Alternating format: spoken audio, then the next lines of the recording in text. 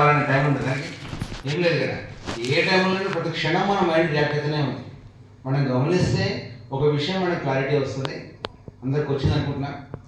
ఎప్పుడైతే మనం శ్వాసతోటి సంవేదనతో ఉన్నామో ఆయా క్షణాలు మాత్రమే మనం ప్రతిక్రియ చేయనటువంటి సందర్భాలు. సంవేదనతో కానీ శ్వాసతో ఉన్న సందర్భాలు మాత్రమే. మిగిలిన అన్ని క్షణాలు రియాక్ట్ నడుస్తూనే ఉన్నాయి. మనం పట్టించుకున్న క్షణాలు మొత్తం రియాక్ట్ చేస్తున్నాం. మన అవేర్నెస్లో ఉన్న క్షణాలే మనం రియాక్ట్ కాకుండా ఉన్నాం. అప్పుడే ప్రతిక్రియ జరుగుతుంది. అప్పుడే మనం వికారాలు తీసేస్తున్నాం, కొత్త వికారం పడుతుంది. అంటే మిగతా టైం అంతా నడుస్తూనే ఉంది. అంటే ఏ స్థితిలో ఉన్నాము రైట్ నిరంతరం నడుస్తూనే ఉంది. వికారం కంటిన్యూ కదా, వికారాలు కంటిన్యూ కదా. ఇప్పుడు కామ వికారం కలిగింది నాకు, దాన్ని యాక్సెప్ట్ చేసి అనుకోండి, అది కంటిన్యూ కదా. అదే యాక్సెప్ట్ చేసి గమనించాలి. అది ఇంపార్టెంట్ ఏంటి? యాక్సెప్ట్ చేసి కావాలని కోరుకోవడం కాదు. యాక్సెప్ట్ చేసి కానీ నిజంగా సైంటిస్ట్ కాదు. అది ఇప్పుడు ఏం జరుగుతుంది, శ్వాస కానీ సంవేదన కానీ గమనిస్తున్నప్పుడు ఇప్పుడు ఏం జరుగుతుంది, ఎక్కడ సుఖ సంవేదన అంటే ఆ సుఖ సంవేదన స్వభావం ఏంటిది, అది ఎట్లుంది. ఫస్ట్ ఆఫ్ ఆల్ ఏ సంవేదన కానీ ఎట్లా గమనించాలో ఐడియా ఉందా అందరికీ? మీ డౌట్ క్లారిటీ వస్తుంది. అందరికి క్లారిటీ ఉందా? ఇది అనిత్యం ఎట్లా తెలుసుకోవాలి? గమనిస్తాము, అది వదలలేదు. మీరు మస్తు చెప్తారు సార్ గంట అనిత్యం అనిత్యం అంటున్నారు కానీ అది వదలలేదు. అది గంట ఏడవుతుంది. అది గంట సేపు అట్లే ఉంటుంది. మస్తు ప్లెజెంటే ఉంది, అన్ప్లెజెంటే ఉంది. అది ఏం మార్పు వస్తలేదు. ఎట్లా తెలుసుకోవాలి అనిత్యం? 3 విషయాలు మనకు తెలవాలి. ఒకటి, ఈ క్షణంలో సంవేదన తెలుస్తుంది. ఓకేనా? ఇప్పుడే మనం గమనిస్తుంటే ఉత్పన్నం అయింది. ఇప్పుడు గమనిస్తుంటే ఉత్పన్నం అయింది. ఓ ఇప్పుడు ఉత్పన్నం అయింది, ఇది ముందు లేదు, ఇప్పుడు వచ్చింది. ఓ ఇది అనిత్యం. లేదు సంవేదన గమనిస్తుంటే అది పోయింది, ఇంకోటి మారింది. ఓ ఇది వ్యయమైంది, ఇది పాతది ఉంటే ఇది పోయింది, ఇది కూడా వ్యయం కాబట్టి మారిపోయింది కాబట్టి ఇది అనిత్యం. కొన్ని సంవేదనలు చాలా సూక్ష్మంగా ఉన్నాయనుకోండి, ఏదైనా నాడేసిన కొట్టుకుంటుంది, లేదా బాడీలో సూక్ష్మంగా నడుస్తూ ఉన్నాయి, చాలా వేగంగా వస్తున్నాయి పోతున్నాయి, మారుతూ ఉన్నాయి. ఓ ఇది అనిత్యం స్పష్టంగా తెలుస్తూ ఉంది. ఈ 3 ఏం తెలిసిన సరే, సపోజ్ మీరు చాలా పెయిన్ గమనిస్తున్నారు. పెయిన్ అట్లే ఉందా? ఉంటుందండి గంటసేపు అంటే ఖచ్చితంగా దాంట్లో ఎక్కువనైతే ఉంది పెయిన్ గంటసేపు, కానీ దాంట్లో చేంజ్ ఉంది, ఇంటెన్సిటీలో చేంజ్ ఉంది. ఎక్కువైతుంది, కొద్ది తక్కువ అవుతుంది. ఓ ఇది మారింది, ఈ అండర్స్టాండింగ్ ఉంది కదా. ఈ కాదు ఇది మారింది, ఇంతవరకు కాదు. సో ఎంతో కొంత చేంజ్ గమనించాలో ముందుకోవాలి. ఎప్పుడైతే మన దృష్టి కోణం ఇది మారుతుంది, ఎందుకంటే మన మైండ్కు బాగా స్వభావం ఏంటి, రాగ సమయం సుఖ సమయం రాగానే బాగుందని స్టార్ట్ అయింది మైండ్. దుఃఖ సమయం రాగానే బాగలేదు స్టార్ట్ అయింది. లైఫ్లో అన్ని సంఘటనలలో మన మైండ్ ఇట్లా తాగాయి. అనుకూలంగా బాగుంటే కావాలి, లేకపోతే వద్దని. ఇప్పుడేం నిజంగా ట్రైనింగ్ ఇస్తున్నాం, రియాలిటీని చూస్తున్నాం ఉన్నదన్నట్లు. అదే బాగేముందానే ఇది సుఖ సంవేదన. ఓ దీంట్లో కూడా మారుతుంది, ఇది చేంజ్ అవుతా ఉంది. ఇది చేంజ్ అయ్యేదాంట్లో ఏముంది, బాగుంది, అది నిస్సారం కదా. ఇలా ఇంత దుఃఖంలో కూడా మారుతుంది కదా, ఇది నిస్సారం కదా, మార్పులు ఇది నిస్సారం లేదు కదా. ఈ అండర్స్టాండింగ్ ఎప్పుడైతే వస్తుందో అన్ని స్థితులలో మనం బ్యాలెన్స్ ఉంటుంది. అది నిజంగా మన జీవితంలో మార్పు స్టార్ట్ అయింది. లేకపోతే మనకు పాత కర్మల ఫలాల యొక్క ఫలాలు మన జీవితంలో వస్తుంది. నిజంగా మన కర్మఫలాలు అండి మనకు వచ్చేటివన్నీ మనం తయారు చేసుకునే మన జీవితంలో వచ్చేటివన్నీ మన కర్మలేనా? అట్లుండదు సార్ నిజంగా.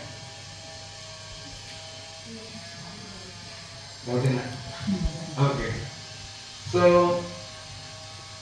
ఎక్స్పీరియన్షియల్ లెవెల్లో కూడా మనకు అనుభూతి చెందాలి కదా. ఎన్నోసార్లు చెప్పినాం కదా, ఈ 4 రకాలు, అది మన మైండ్లో ఉన్న 4 భాగాలలో ఎక్కడ మనం కొత్త విత్తనం పెడుతున్నాము అది కొత్త కర్మ ఫలానికి వస్తుంది. ఎప్పుడైతే అర్థమవుతుందో మనకి ఈ విషయం, ఓ ఎప్పుడు పాత కర్మలు వచ్చినా కానీ, పాత కర్మ ఫలాలు వచ్చినా కానీ అవి సంవేదన రూపంలోనే వస్తాయి. ఏది కూడా ఉట్టి వస్తలేదు. ఏది జరుగుతామైనా బయట సిచ్యువేషన్ జరుగుతూ ఉంటుంది, ఆ టైంలో సంవేదన వస్తాం. ఏది జరిగినా నా పాత కర్మ ఫలాలే అనేది అండర్స్టాండింగ్ వచ్చినప్పుడు మన జీవితంలో యాక్సెప్టెన్స్ అనేది చాలా క్లారిటీ జరుగుతుంది. యాక్సెప్టెన్స్ వెళ్ళినా కొద్దిగా మైండ్ని డ్రాప్ చేయడం ఈజీ. చాలామంది అన్నట్టు ఆలోచనలు వస్తా ఉన్నాయి, నాకు కంట్రోల్ లేదు, జ్ఞానంలో కూర్చుంటే మొత్తం ఆలోచనలే. ఎందుకు ప్రధానంగా అంత డామినేషన్ మైండ్ అంటే మైండ్లో క్లారిటీ లేకపోవడం. ఏం క్లారిటీ లేదు, నాకు వచ్చేదంతా ఇంక జరగాలి, ఇదే బాగా మైండ్ నిండిపోయింది. కానీ సత్యం ఏంటిది, ఏం జరగాలో ఈ క్షణంలో కూడా 100% నా కర్మఫలాలుగానే వస్తున్నది. వాళ్ళు కేవలం మాధ్యమం మాత్రమే. మన చుట్టూ ఉన్నటువంటి కుటుంబ సభ్యులు అందరూ ఎవరు? మనకు మాధ్యమం, వాళ్ళ మీడియం, వాళ్ళ ద్వారా మన ఫలాలు రావాలి. మన ప్రొఫెషన్లో ఉన్న వాళ్ళందరూ మనకు మాధ్యమం. వాళ్ళ ద్వారా మన ఫలాలు రావాలి. ఇంకెట్లా వస్తలేదు మీరు చెప్పండి, ఎవరి ద్వారా రావాలి? ఏ ఫలాలు రావాలని ఎవరో ఉండాలి కదా మన చుట్టూ. గతంలో మనం తిట్టినాం, మళ్ళీ తిరిగి పడాలి మనకు, ఎవరో ఉండాలి కదా ఉంటారా. సో ప్రతి ఒక్క వ్యక్తి మన చుట్టూ ఉన్న వాళ్ళందరూ మన కర్మ ఫలాలే అని అండర్స్టాండింగ్ ఎంతెంత క్లారిటీ వస్తుంది అనుభవంలో మైండ్ డ్రాప్ చేయడం ఈజీ అయిపోతుంది. ఎందుకంటే అంత నా కర్మ అయినప్పుడు బాధపడింది. నాకు రాకూడదు వస్తే భయపడాలి, నాకు రాకూడదు వచ్చింది, ఇటువంటి జరగద్దు. నాకు సృష్టి ఎంత పర్ఫెక్ట్గా ఉంది, 100% నీకు రావాల్సిందే వస్తుంది. ఇక బాధ ఎక్కడ సృష్టిలో తప్పు జరిగితే అయ్యో జరగద్దు, నాకు అనవసరంగా వచ్చింది, కర్మ రావద్దు, నాకు ఇటువంటి ఫలితం ఎందుకు వచ్చింది, ఇది నువ్వు అన్నిటిలో లేనే లేదు. ఎందుకంటే 100% ఈ ప్రకృతి అంత పర్ఫెక్ట్ నడుస్తుంది. నీకు రావాల్సిన ఫలాలే వస్తున్నాయి. నీ చుట్టూ ఉన్న వ్యక్తులు కానీ, సంబంధాలు కానీ, ఆయుష్ కానీ, డబ్బు కానీ, అన్నీ మరణం కానీ ఏ టు జెడ్ మన కర్మ ఫలాలు.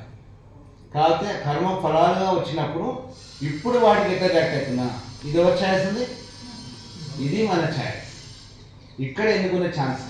ఇంతకుముందు గురువు చెప్పిన డిస్కోర్స్లో మనం విన్నది పాత కర్మల ఫలాల వల్ల వచ్చినాయి అనుకుందాం. ఇంట్లో మన వాళ్ళే ప్రొఫెషన్లోనో ఎక్కడ మన దగ్గర ఎవరో మనం తిట్టిని అనుకుందాం, బాధే లోపల నుంచి చాలా బాధ అవుతుంది. అప్పుడు ఏ సమయాలు ఉన్నాయి, దుఃఖ సంవేదనలు వస్తున్నాయి. సరే నేను అనుకుని దుఃఖ సంవేదనలు ఉన్నాయి. ఈ దుఃఖ సంవేదనలకు ఒకవేళ మనం స్పృహ లేకుండా ఇట్లా చెప్తారా, నన్ను ఈ విధంగా అంటున్నానని, ఈ విధంగా భార్య పట్ల భర్తను, పిల్లల పట్టను, వీళ్ళ పట్టను ద్వేషంతో కంటిన్యూస్ రియాక్ట్ అవుతున్నాడు. ఎటువంటి తరంగాలు తయారు చేస్తున్నాడు, మళ్ళీ ఎటువంటి దుఃఖ తరంగాలు తయారు చేస్తున్నాడు, మళ్ళీ ఎటువంటి గొప్ప తరంగాలు తయారు చేసుకుంటున్నాం. మనకు మనం ఎంతో హాని చేసుకుంటున్నాం, ఇంకా ఇంకా డెవలప్ చేసుకుంటూ అవుతాం. ఇప్పుడు కనుక స్పృహ మేల్కొని ఈ క్షణంలో ఎంత దుఃఖ సంస్కారం ఉండని, ఎంత భయసం ఏదైనా రాని, ఆ సంవేదన ఆధారంగా ప్రతిక్రియ చేయకుండా ఇవి అనిత్యమే, మారిపోతుంది, ఈ అండర్స్టాండింగ్ తోటి మీరు కేవలం మాధ్యమం వాళ్ళు మనకు అనడం.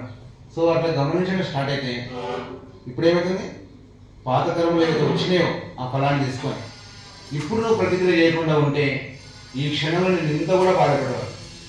వర్తమానం నీ చేతిలో ఉంటే, ఇప్పుడు ఒక మాట చెప్పారు కదా, వర్తమానం కనుక మన చేతిలో ఉంటే, ప్రజెంట్ మన కంట్రోల్లో ఉంటే, పాత కర్మలు వచ్చినాయి, తన సంస్కారాలు తీసుకొని తన ఫలాలు తీసుకొని వచ్చినాయి. కానీ ఇప్పుడు నువ్వు ప్రతిక్రియ చేస్తావు.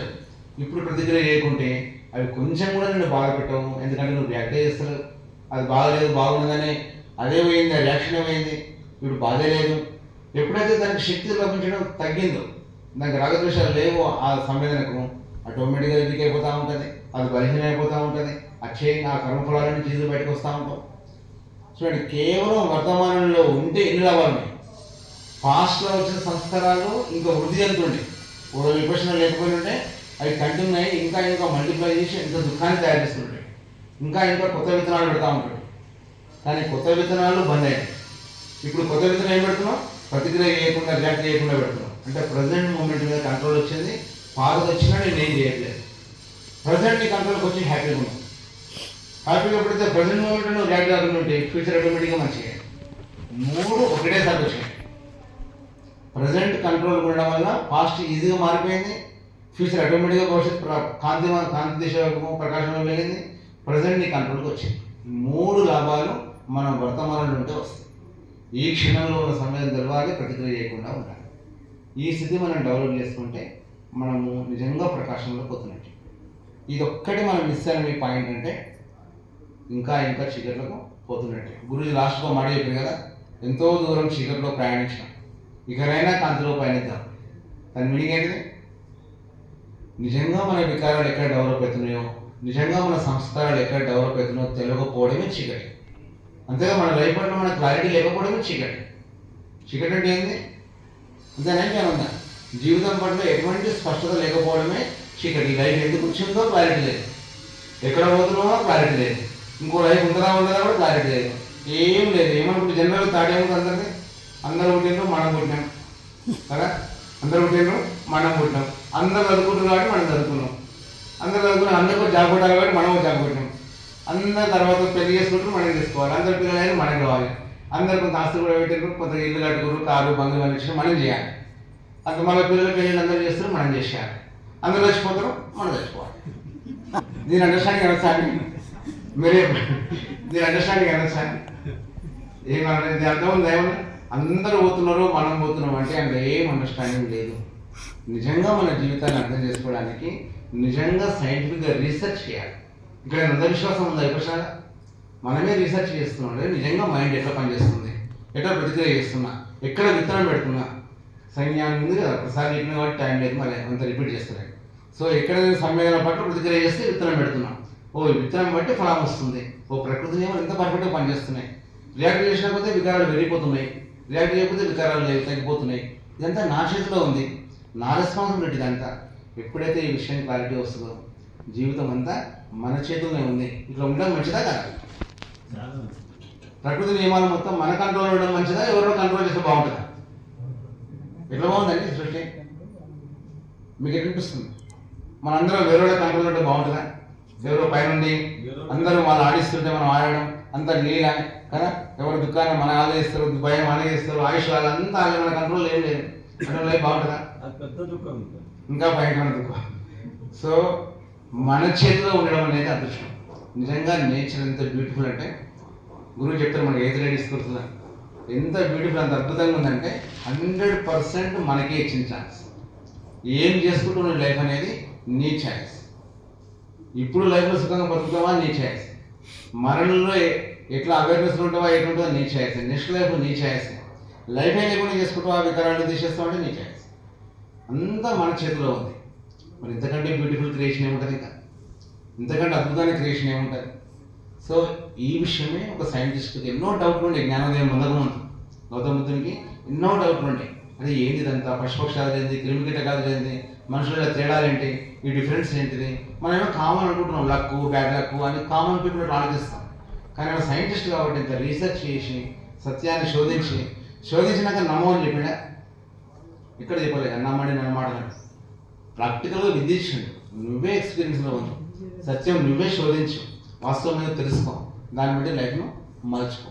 దాన్ని బట్టి అందుకని ఎంతో దూరం చీకట్లో నడిచినామంటే స్పృహ లేకుండా గుడ్డిగా రియాక్ట్ చేయకుండా పోయిన జన్మలు అన్నీ చీకట్లో పోయినట్టే. స్పృహ కూడా లేదు.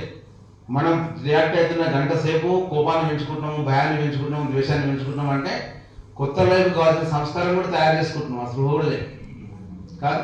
ఆ సంస్కారం ఏంటి? ఇంకో లైఫ్ కావాల్సినటువంటి మెటీరియల్ ఎవరు తయారు చేస్తున్నారు? మనమే తయారు చేసుకుంటాం. దాన్ని బట్టి ఇంకో లైఫ్ స్టార్ట్ అవుతుంది. కాబట్టి ఇదంతా చీకట్లో పోతుంది. ప్రకాశం అంటే ఓహో ఇది దీని వల్ల వికారాలు వస్తున్నాయి, గమనించి ప్రతిక్రియ చేయకుండా ఉండి ఇప్పుడు వికారాలు తీసేస్తున్నాము, మన లైఫ్లో ప్రకాశం స్టార్ట్ అయింది. ఒకటే మనం కరెక్ట్ సాధన చేస్తున్నామని తెలుసుకొని నువ్వు వెళ్తారు. సాధన కరెక్ట్ వేరే చేస్తున్నారా? సాధనలో అంతిమ లక్ష్యం ఏంటి? అల్టిమేట్ లాస్ట్ పొందాల్సిన గోల్ ఏంటి? అన్ని వికారాల నుంచి బయటకు రావాలి కదా. అన్ని వికారాల నుంచి బయటకు రావాలి. ఆ స్థితి దూరం ఉందా, ఇక్కడే ఉందా? ఇంద్రియాలకు అతీతమైన స్థితి అంటారు. అర్హతలు అయిండు, ముక్తి పొందిండు, మోక్షం పొందిండు, ఫలానా ఇట్లా ఋషి ఇట్లా అయిండు, అవన్నీ ఎన్నో ఉందాం కదా. ఆ స్థితి ఇక్కడే ఉందా, కష్టపడి పొందాల్సిన విషయం? ఇక్కడే మన దగ్గరే ఉంది. కష్టపడి సాధించి ఎంతో పోరాటం చేయాలని ఏం చేయాలి? ఫర్ ఎగ్జాంపుల్ ఇప్పుడు సూర్యుడు ఇక్కడే ఉన్నాడు, మేఘాలే అడ్డం ఉన్నాయి. దానికోసం ఏం చేయాలి? సూర్యుని దగ్గర పోవాలంటే ఏం చేయాలి? కేవలం మేఘాలను తీసేయాలి అంతే. సూర్యుడు ఇక్కడే ఉన్నాడు. సూర్యుని దగ్గర పోవడానికి నువ్వు ఒక్క కూడా ప్రయత్నం చేయనవసరం లేదు. సూర్యుని దగ్గర పోవడానికి పెద్ద యుద్ధం చేయనవసరం లేదు, పోరాడనవసరం లేదు. సూర్యుడు ఇక్కడే ఉన్నాడు. మేఘాలు తీసేయడం కోసమే అంటే ఏదైతే అల్టిమేట్ ట్రూత్ ఉందో అల్టిమేట్ ట్రూత్ దూరం ఎక్కడో లేదు. మోక్షము, ముక్తి, అర్హస్థితి, పరమాత్మ, దేవుడు ఏదన్నా పేరు పెట్టి అది ఇక్కడే ఉంది. మరి ఇక్కడే ఉన్నదానికి మనం ఏం చేయాలి? నువ్వు ఏం చేసినా దూరం పోతావు, ఎందుకంటే ఇక్కడే ఉంది కాబట్టి. మరి ఇక్కడే ఉన్నదాన్ని ఉందంటే ఏం చేయాలి? ఏం చేయొద్దు, ఉన్నది ఉన్నట్లు గమనించాలి. ఎందుకంటే ఆ అండర్స్టాండింగే నేను సత్యం వైపు చేరుస్తూ ఉంటాను. ఉన్నది ఉన్నట్లు దూరడమే మన సాధన యొక్క లక్ష్యం. ఏం చేసినామో సాధనలో దూరం పోతూ ఉంటుంది విపశ్యనకు. ఏం చేసినా, ఏది కోరిక స్టార్ట్ అయింది, నా కాన్సన్ట్రేషన్ కావాలి, నా మైండ్ ఇంకా కాన్సన్ట్రేట్ కావాలి, ఇంకా ఏకాగ్రం కావాలి, ఇంతసేపు ఇంకా చేస్తున్నా అవుతలేదు, నాకు నా మైండ్ కొంచెం కూడా కంట్రోల్ అవుతలేదు, ఇట్లా అంటున్నామంటే విపశ్యనకు అర్థమే కాదు. ఎందుకని లక్ష్యం ఇక్కడ ఏముంటే దాన్ని చూడటం. ఇప్పుడు నీ మైండ్ చాలా డిస్టర్బ్ ఉంది, డిస్టర్బ్ ఉన్నదాన్ని దాన్ని తెలుసుకో. ఓ డిస్టర్బ్ ఉంది, ఇప్పుడు ఈ క్షణంలో ఏముంటే డిస్టర్బ్ ఉంది, సత్యం అది ఒప్పుకోవడమే సార్. ఆ రియాలిటీని ఉన్నది చూడడమే సార్. చాలా నొప్పులు ఉన్నాయి, ఈ క్షణంలో ఇదే సత్యం. చాలా సుఖ సమయాలు ఉన్నాయి, ఇదే సత్యం. ఏది ఉంటే దాన్ని చూడడమే సాధనంతా. ఏదో పొందడం కోసం చేస్తలేము, ఏం పొందేది లేదు ఇక్కడ. ఉన్నదన్నట్టు దూరడమే మొట్టమొదటి ఈ క్షణంలో మనం చేయాల్సిన పని. అంతిమ స్థితి వరకు తెలుసుకోకపోతే మనం ఈ క్షణంలో సంవేదన తెలుసుకోవాలి. ప్రతిక్రియ చేయకుండా ఉండాలి. థాట్ వచ్చిందనుకో ఇంపార్టెన్స్ చేయొద్దు. ఇంపార్టెన్స్ మొత్తం సంవేదనకి ఇవ్వాలి. మొత్తం మన ఇంపార్టెన్స్ మొత్తం ఈ మూమెంట్కి ఇవ్వాలి. రియాక్ట్ చేయకుండా ఉండాలి. ఇట్లా ఉంటే ఆటోమేటిక్గా టైం వచ్చినప్పుడు వికారాలు ఇప్పుడు లిబరేషన్ ఇప్పుడే ఉంది. ఈ క్షణంలో ఉంటే ఈ మూమెంట్లో లిబరేషన్ ఉంది. ఎప్పుడో వచ్చేది కాదు. ఈ క్షణంలో ఏదైతే వికారం వచ్చిందో దాని లిబరేషన్. ఎందుకంటే రియాక్ట్ చేస్తుంది. లిబరేషన్ ఇక్కడే ఉంది. తర్వాత క్షణంలో మళ్ళీ లిబరేషన్. అంతిమంగా పోతూ వికారాలన్నీ పోయిన తర్వాత అల్టిమేట్ కంప్లీట్ లిబరేషన్. మైండ్లో వికారాలన్నీ తీసేసినప్పుడు అల్టిమేట్ ట్రూత్ బయటకు వస్తుంది.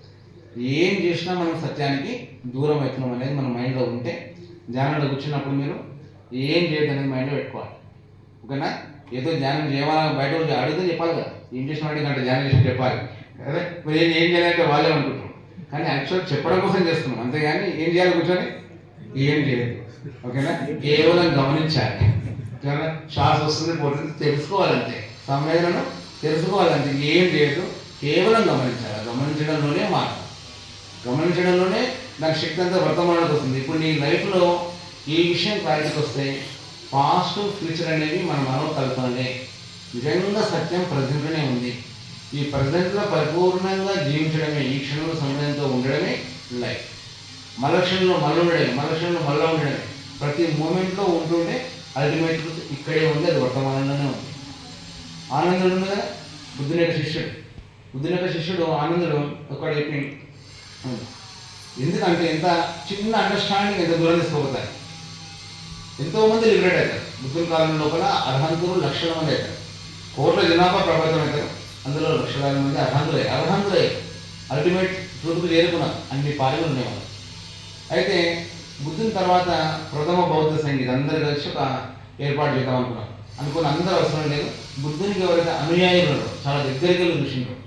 ధర్మాన్ని అర్హంతులు అందరికీ అండర్స్టాండింగ్ ఉంది. కానీ ఆయన దగ్గరికి చూసినప్పుడు ఆయన చెప్పిన టీచింగ్స్ కానీ ఆయన బోధనలు కానీ ఇంకా పర్ఫెక్ట్గా నెక్స్ట్ తరానికి అందించడానికి అటువంటి గొప్ప క్వాలిటీస్ ఉన్న వాళ్ళ అర్హతలలో మళ్ళీ టాప్ దగ్గర ఉన్న వాళ్ళందరినీ తీసుకుందామని 500 మెంబర్స్ తోటి మొట్టమొదటిసారి ఆయన బోధించినవన్నీ కూడా మా దగ్గర సమీకృతం చేద్దామని, అవన్నీ సంకలనం చేసి మా దగ్గర రాసి పెడదామని వాళ్ళు ప్లాన్ చేసినప్పుడు ఎంతోమంది ఉన్నారు తీసుకోనికి, అందరు తీసుకున్నారు. కానీ అందులో కంపల్సరీ అర్హంతులే ఉండాలి కండిషన్. ఆనందుడు లేకపోతే ఆనందుడు బుద్ధునికి పర్సనల్ అసిస్టెంట్, సెక్రటరీ, జీవితాంతం తోడున్నాడు. ఆయన జ్ఞాపకశక్తి ఎంత ఉంటుంది అంటే ఒకసారి వింటే మర్చిపోడు. అంత అపారమైనటువంటి జ్ఞాపకశక్తి ఉందన్న ఏకసంతగ్రహం. అటువంటి వ్యక్తి ఈ కంపల్సరీ ఆయన కూడా టీంలో ఉండాలని వాళ్ళ కండిషన్. కానీ ఆనందుడు అప్పటికి అర్హంతుడు కాలేదు. బుద్ధుడు తన శరీరాన్ని విడిచిపెట్టే నాటికి ఆనందుడు ఇంకా ముక్తి పొందలేదు. అంటే దీన్ని బట్టి మనం అర్థం చేసుకోవాలి. వాళ్ళు బుద్ధుని పవర్ ఉంటే ఆనందం ఫస్ట్ చేయాలి కదా, పర్సనల్ అసిస్టెంట్ కదా, తొందర ముక్తి చేయాలి. కానీ ఎవరేం చేయలేదు ఈ విషయంలో, మనమే చేసుకోవాలి. సో బుద్ధుని ఒక పర్సనల్ అసిస్టెంట్ ఆనందుడు అప్పటికి ఇంకా ముక్తి పొందలే. బుద్ధుడు శరీరాన్ని విడిచిపెట్టినా కూడా పొందలే. అతనికి ఏం చేసినంటే అతను లేకపోతే ఆ సభ ఇన్కంప్లీట్ అయిపోతుంది. ఎందుకంటే జీవితాంతం దగ్గర చూసింది ఆనందుడే. కాబట్టి 3 నెలలు టైం పెడతారు. ఈ 3 నెలల్లో ఎందుకంటే ఆల్రెడీ శ్రోతపని అయ్యండి, ఇంకా సదాగా కింది జన్మలకి వెళ్ళి బయటపడ్డాడు. ఇక రావాల్సిందల్లా అర్హంతులు కావాలి. కొంచెమే బాగుండే వికారాలు మైండ్గా నువ్వు బాగా సాధన చేసి ఈ 3 నెలలు నువ్వు అర్హంతులు కావాలని కండిషన్ పెట్టి, ఒకవేళ అయినా కాకుండా నెక్స్ట్ ఇంకా వేరే వాళ్ళు తీసుకొని 500 మందితో స్టార్ట్ అయిపోతుంది. ఇది మన టైం కూడా లేదని చెప్పి డిసైడ్ చేస్తాడు. ఇక ఆనందుడు సాధన చేస్తూ ఉంటాడు. 1 మంత్, 2 మంత్స్, 3 మంత్స్ ఇక తీవ్రమైన సాధన నడుస్తూ ఉంటాడు. కానీ ఇంకా ఏమవుతుంది, ఇంకా నాకు స్థితి రాలేదు, ఇంకా రాలేదు. రేపు పొద్దుటికి స్టార్ట్ అయిపోతుంది మీటింగ్, రేపు మార్నింగే స్టార్ట్ అయిపోతుంది, ఇంకా నాకు స్థితి రాలేదు అని ఆయన లోపల ఆదురుత స్టార్ట్ అవుతూ ఉంటుంది.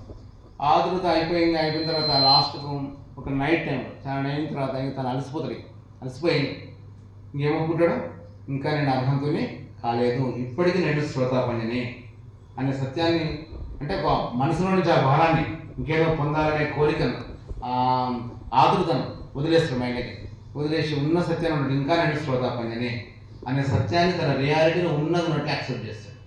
ఉన్నట్టు యాక్సెప్ట్ చేయగానే ఇమీడియట్గా అతను సదాగామి అనాహామ స్టేజ్లో వస్తూనే ఉంటాయి. కొన్ని క్షణాలనే వెంబడే అతను తలగడ మీద తలబెట్టే లోపలనే అర్హంతులు అయిపోతాడు. అంటే ఇంద్రియాలకు అతీతమైన స్థితి అతనికి అనుభవానికి వచ్చేస్తుంది. మరి ఇంతవరకు ఎవరు అడ్డుకున్నాడు? తనే ఏం కావాలనుకున్నాడు?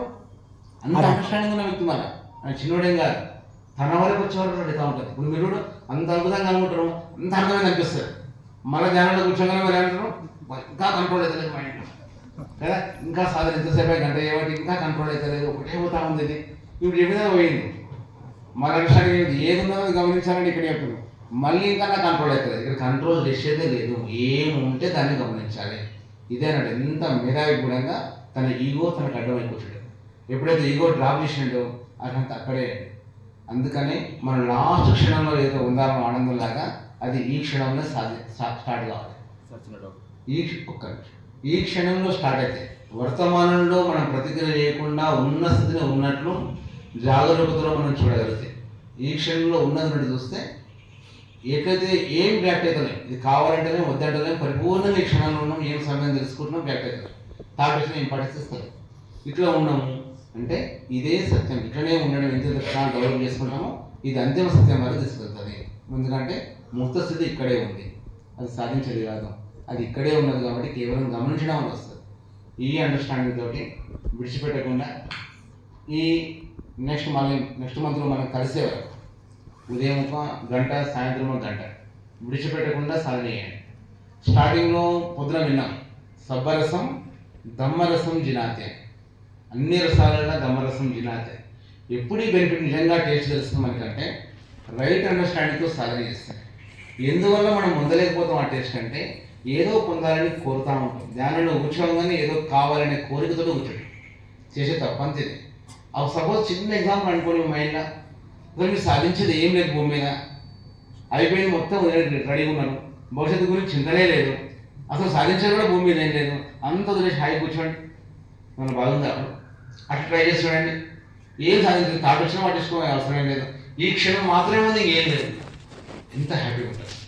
అట్లయితే ఎంత ట్రై చేస్తుంటారో వర్తమానంగా అంతంత శాంతి, అంత ప్రశాంతి వస్తూ ఉంటుంది, అంతంత సంతోషం వస్తూ ఉంటుంది, అంత హ్యాపీనెస్ వస్తూ ఉంటుంది. అప్పుడు నిజంగానే సబ్బరసం దమ్మరసం జినాది, అన్ని రసాలలో ఇంత శాంతి అది ఎవరి మీద ఆధారపడలేదు, ఇంకో వ్యక్తి మీద కానీ పరిస్థితుల మీద ఆధారపడలేదు, కేవలం రియాక్ట్ కాకుండా ఈ క్షణంలో ఉంటే కాదు వచ్చేస్తుంది. సో నిజంగానే ఇది లోపలనే ఉంది, ఇది దమ్మరసం అనేది హైయెస్ట్ అనేది మనకు అనుభవంలోకి వస్తుంది. అప్పుడు దమ్మను మనం విడిచిపెట్టాం. అన్ని పరిస్థితులలో కూడా ఇట్లా వర్తమానంలో ఉంటే రియాక్ట్ కాకుండా ఉంటామని అర్థమైతే బయట సిచ్యువేషన్ ఏమైనా ఉన్నాయి, మనం మాత్రం హ్యాపీగా ఉండగలుగుతాం. దానికోసం ఏం నేర్చుకోవాలి, ఈ క్షణంలో సమయం తెలుసుకోవాలి, రియాక్ట్ కాకుండా ఉండాలి. ఇంత నేర్చుకుంటే ఓకే. అనగానే ఈజీ కాదు కదా రావడానికి, చెప్తాను. అయితే అనగానే రావడం ఈజీ కాదు కదా అనుకుంటాం, కానీ దానికి మన పారమిలు కూడా సపోర్ట్ చేయాలి. పారమిలు అంటే మనలో ఉన్న క్వాలిటీస్ 10 క్వాలిటీస్ ఉన్నాయి కదా. ఈ 10 క్వాలిటీస్ దేనికోసం, ఒకటే ఒక క్వాలిటీ డెవలప్ చేయడం కోసం. దేనికి? ఈ క్షణంలో ఉండి రియాక్ట్ కాకుండా ఉండడం. సాధన అంటే ఏంటిది? ఈ క్షణంలో సమయం తెలవాలి, దాని స్వభావం తెలుసుకోవాలి, రియాక్ట్ కాకుండా ఉండాలి. ఇట్లా ఉండడం కోసం ఈ 10 పారమిలు మనకు హెల్ప్ చేస్తాయి. ఈ 10 పారమిలు ఎంత హైయెస్ట్ ఉంటే ఆ వ్యక్తి ఈజీగా ఉండగలుగుతాడు. ఈ 10 పారమిలు తక్కువ వ్యక్తి ఉండలేకపోతూ ఉంటాడు, కష్టమవుతూ ఉంటాడు. విషయం ఇదే, సాధన ఇదే. కానీ మనం అలాగా అయితలేదు. ఎందుకైతే లేదు, కష్టం అవుతుందంటే పారమిలో బలం లేదు. అందుకోసమనే మనం ఎంతో సెల్ఫ్ సెంటర్డ్గా ఉన్నాము. నేను అనే దాని మీద బాగా అటాచ్ అయి ఉన్నాము, చాలా అహంకారంతో ఉన్నాం. కాబట్టి పొద్దున అక్క చెప్పిన మాట సభ్యునిగా మనం ఇతరులకు సర్వీస్ చేసినాం. అరే నేను ఇంపార్టెంట్ కాదు, ఎట్ ద సేమ్ టైం వేరే ఇంపార్టెంట్. ఎదురు వాళ్ళకి సర్వీస్ ఎప్పుడు స్టార్ట్ అవుతుందో మనలో పారమిలు స్టార్ట్ అవుతాం. మన లోపల ఆ జ్ఞాన పారమి, కంటి పారమి, అన్ని పారమిలు మన లోపల డెవలప్ అవుతా ఉంటాయి. ఇతరుల గురించి వచ్చినప్పుడే మనలో ఆ పుణ్య పారమి డెవలప్ అవుతాం. అప్పుడు మన సాధన మరింత లోతుగా అర్థమవుతాం, మనం దమ్మాల ముందరకు పోతా ఉంటాం. అందుకోసమనే సేవ ఇంపార్టెంట్. కోర్సు సేవలు రెండు ప్యారల్గా పోతేనే మనం దమ్మాల ముందరకు పోవాలి. ఓకేనా? చిన్న సందేహం ఏమంటే శ్రోతపన్న తర్వాత 7 జన్మలు డిస్కోర్స్లో వచ్చింది. తర్వాత సగదాగామి అనాగామి అయిన తర్వాత మళ్ళీ ఇక్కడ పుట్టారు, ఆ రూప బ్రహ్మలోకంలో అర్హంత కావడానికి. మరి వీళ్ళు ఈ లోకంలో పుట్టి అర్హంత వెళ్ళాలి, బ్రహ్మలోకంలో ఉండాలి.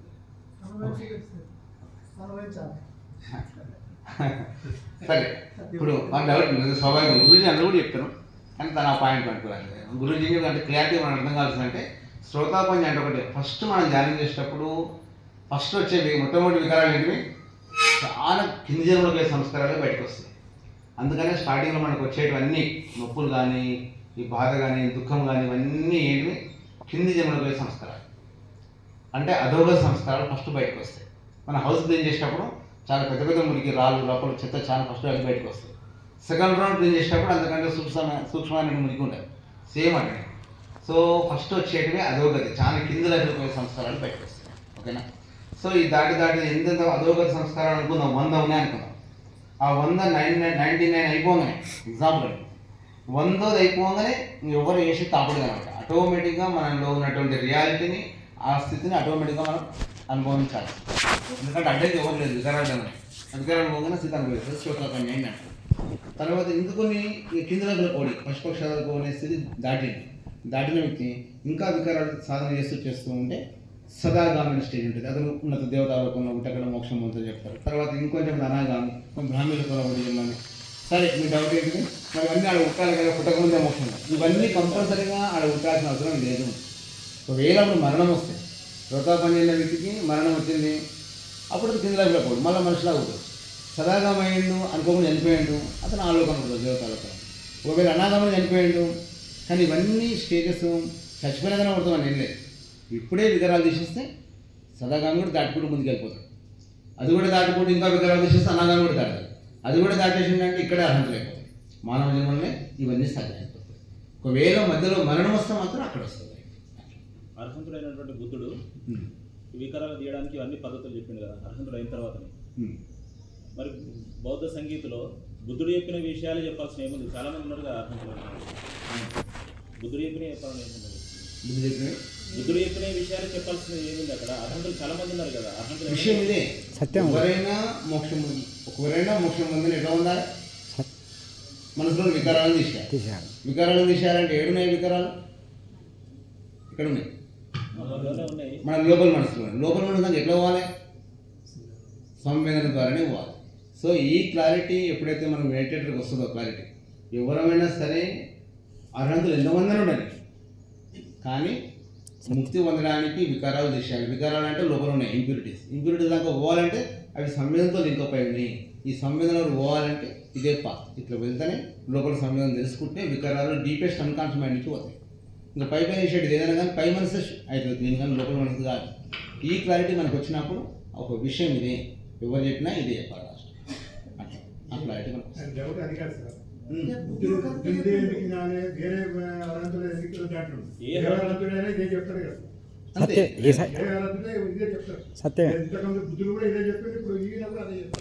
బుద్ధుడి కంటే అందులో రెండు సరే అట్లా కాదు. అర్హంతులందరూ స్ప్రెడ్ చేసేదానికి పూనుకోలేదు. బుద్ధుడు ఒక్కటే అందరికి స్ప్రెడ్ చేసేదానికి పూనుకున్నాడు. సో అందుకనే బుద్ధుడిది ప్రచారమైంది. మిగతా అర్హంతులందరూ వాళ్ళు అర్హంతు పొందేసి వాళ్ళు మోక్షం చేసుకొని వాళ్ళు తీసుకున్నారు. అదే డిఫరెన్స్. బుద్ధుడి కంటే ఏంటంటే అన్నట్టుగా ముఖ్యమైన విషయం ఏంటంటే సరే దాని డిస్కషన్ అంటే సమ్యక్ సంబుద్ధుడు, ప్రత్యేక బుద్ధుడు, అర్హంతుడు 3 కేటగిరీలు ఉంటారు మొత్తం. సమ్యక్ సంబుద్ధుడేమో ఆ ముక్తి మార్గం లేనప్పుడు కష్టపడి కనుక్కొని దాన్ని బేసిక్ నుంచి అంటే పంచశీలాలు పాటించాలి, సమాధి, ప్రజ్ఞ, మొత్తం మార్గం అంతా చూసి దాని ఒక ప్యాటర్నే పెట్టగలుగుతాడు. మీరు చూడండి, చాలా మటుకు అర్హంతులు బుద్ధులు లేనప్పుడు కూడా సమ్యక్ సంబుద్ధుడు గౌతమ బుద్ధుని కంటే ముందు కూడా తర్వాత కూడా అక్కడక్కడ అర్హంతులు ఉంటారు. కానీ ఒక పాత్వే చెప్పలేకపోతారు, ఒక ప్యాటర్న్ స్టెప్ బై స్టెప్ ఇట్లా పోవాలనేది ఒక మార్గం చెప్పలేకపోతారు. వాళ్ళు గమనిస్తారు లోపల ఏమి జరుగుతుంది, సత్యాన్ని చూస్తున్నా అంటారు. ఏం సత్యం చూస్తారో పక్కన చెప్పలేకపోతారు, ఒక ప్యాటర్న్ చెప్పలేకపోతారు. అది డిఫరెన్స్ అంటే ప్రత్యేక బుద్ధులు. ఈ సమ్యక్ సంబుద్ధునికి ఏంటంటే ఒక మార్గమే దాన్ని విధి విధానాలని కనుక్కొని ఎక్కడి నుంచి స్టెప్ బై స్టెప్ ఇది బేస్డ్ ఉండాలి, దీనిపైన సమాధి, దీనిపైన ప్రజ్ఞ, దీనిపైన ఈ విధంగా వికారాలు బయటపోతే ఆ ప్యాటర్న్ మొత్తం కనుక్కొని అందరినీ తీసుకోపోయే శక్తి ఒక సమ్యక్ సంబుద్ధునికి ఉంటుంది అన్నమాట.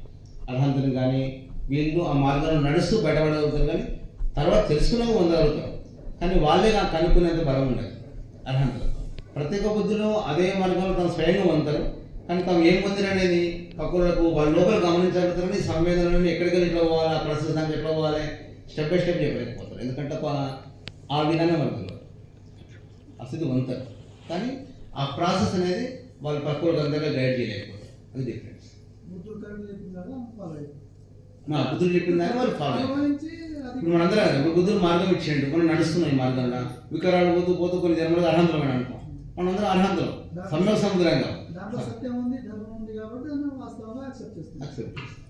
సమ్యక్ సముద్రం అంటే విద్యనే లేదు, ఇక్కడ విశ్వం మొత్తం ఎక్కడ లేదు, లేనప్పుడు తన ఓన్ హార్డ్ వర్క్ తోటి ఫైండ్ అవుట్ చేస్తాడు. అది సమ్యక్ సముద్రంలో డిఫరెన్స్. సరేనండి, ఇప్పుడు 3:15 అవుతుంది, ఒక 1 hour టైం ఉంది, సమయాన్ని సేవలు సద్వినియోగం చేసుకుంటాడు. ఇంగ్లీష్ హిందీ వాళ్ళని అర్థం కాకుంటే ఇప్పుడు నేను Hindi English students, if they are not able to understand the Telugu now they can remain here for then remaining Telugu student they can go for service. Telugu వాళ్ళు వెళ్ళొచ్చండి, సేవకు వెళ్ళండి. మళ్ళీ 4 పోయిన తర్వాత స్నాక్స్